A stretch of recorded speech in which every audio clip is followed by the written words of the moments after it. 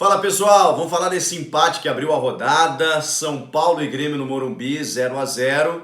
É um empate ruim para o tricolor paulista e melhor para o tricolor gaúcho. Por que eu falo melhor para o Grêmio? Porque o Grêmio usou reservas. Eu sei que em termos de tabela a situação do Grêmio ainda é complicada, mas o Grêmio está envolvido em semifinal de Libertadores, semifinal de Copa do Brasil. Tem essa contingência de precisar preservar alguns jogadores e ainda assim vai formando, né, um time reserva um pouco mais competitivo do que nos últimos anos. Com o Luan, com o Tardelli, com o Tassiano, com o David Braz na defesa, com o goleiro Júlio César, que teve uma boa atuação. Então o Grêmio vai formando essa equipe alternativa e conquistando alguns pontinhos. É que o Grêmio perdeu muito tempo no Campeonato Brasileiro, mas ainda tem muito campeonato. Depois do Grêmio resolver a sua situação nas Copas, né, e pode até ser campeão, ele vai se voltar para o Campeonato Brasileiro. Claro que pode ser tarde, acho que em termos de título já é tarde, mas o fato é que foi um ponto importante sim conquistado em São Paulo. Já o tricolor paulista não fez um bom jogo, até ameaçou o Grêmio mais, inclusive obrigando o Júlio César a ser um dos destaques do jogo, né? Agredir um pouco mais, mas falta muita coisa para esse São Paulo que precisa competir mais para ser campeão. Tá 2 pontinhos agora do líder, que é o Flamengo, mas pode ser ultrapassado pelo Palmeiras na rodada. Perdeu pontos importantes porque já perdeu para o Vasco na rodada passada e agora empata com o Grêmio em casa. Então o São Paulo, que estava em ascensão, já dá uma travada. E é importante a gente discutir algumas coisas nesse time do São Paulo, que evidentemente sofreu por estar desfalcado. O Hernanes, o Alexandre Pato, o Pablo, que já não consegue jogar, né, por um problema, já tinha o problema na lombar, agora está com problema no tornozelo. O próprio Raniel, que vinha substituindo os jogadores de frente ali, estava pelo menos ameaçando um pouco mais os adversários, e aí o Cuca teve que fazer o quê? Teve que colocar o Vitor Bueno no comando de ataque, e ele não é esse jogador de referência. Então o São Paulo tentou muito pelo meio, tentar alguma jogada com o Daniel Alves, que não está conseguindo desenvolver na meia a qualidade que ele tem como lateral.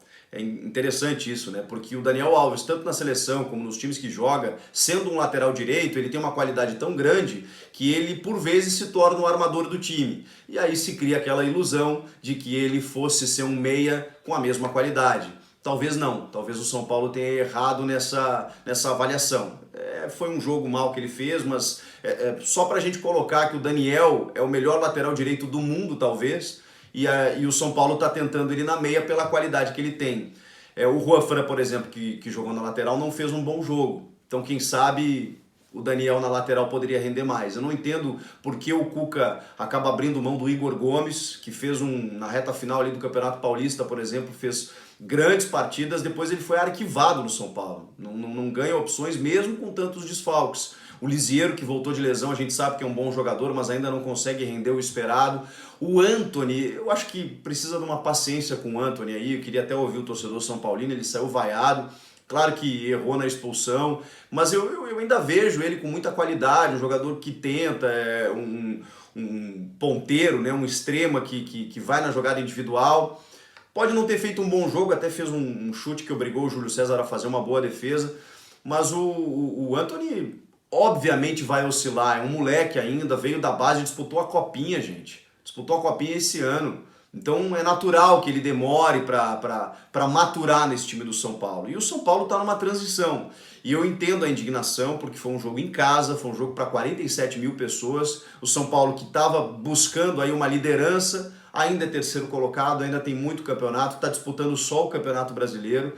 Mas calma que os desfalques realmente atrapalharam nesses últimos jogos e o Cuca está tentando mexer com o que tem. Tem um bom elenco, tem boas peças, não dá para tirar a responsabilidade dele disso. O São Paulo poderia ter feito um jogo melhor, mas pegou um adversário do outro lado, né? Mas o Grêmio estava de reservas, mas o Grêmio se defende muito bem. Primeiro que tinha o Everton Cebolinha no jogo, que fez um baita jogo, inclusive.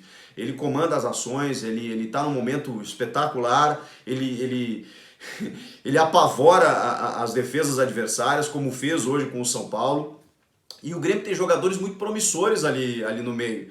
Tem o PP que entrou depois, tem o Darlan que é muito bom jogador, o próprio Patrick, o Michel que está voltando, que é um jogador mais experiente, a defesa com o David Braz e o Paulo Miranda já cria uma alternativa para o Jeromel e o Kahneman, que o Grêmio não tinha anteriormente. O Júlio César, como eu disse, fez um bom jogo no gol, substituindo o Paulo Vitor, faz uma sombra interessante para o goleiro titular. Então o Grêmio de reservas, né, vejam só, que eu já citei jogadores aqui que poderiam possivelmente ser titulares, ou que são opções imediatas para o Renato colocar no time principal. E o Grêmio fez um bom jogo defensivamente, foi competitivo, segurou o São Paulo e conseguiu um bom resultado. Então a gente sempre tem que olhar os dois lados da moeda. O São Paulo estava desfalcado, teve dificuldades no jogo, algumas individualidades não funcionaram, e do outro lado pegou um Grêmio que soube jogar, soube sofrer e soube arrancar um ponto do tricolor paulista. O que vocês acharam? Quero ouvir vocês, comentem aqui embaixo e não deixe de te inscrever no canal, vamos juntos, até a próxima. Tchau!